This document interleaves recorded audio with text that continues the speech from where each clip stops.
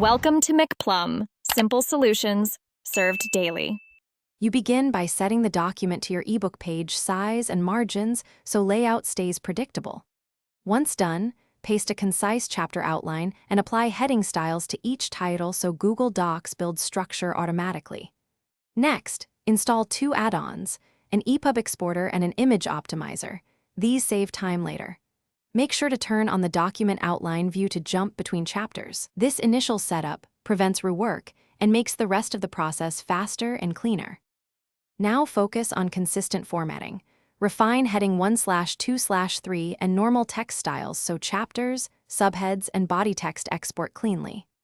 Once styled, add images, captions, and compress them to under 300 KB to avoid large EPUB files.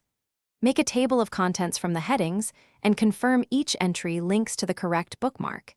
This improves navigation on e-readers. Also insert page breaks between chapters and use header/footer elements for page numbering. These steps ensure a professional, readable interior. To finish, proofread and then export to EPUB and PDF. Test both files on an e-reader and a phone app to spot layout shifts. Once satisfied, add metadata, title, author, and a short description, and attach a designed cover.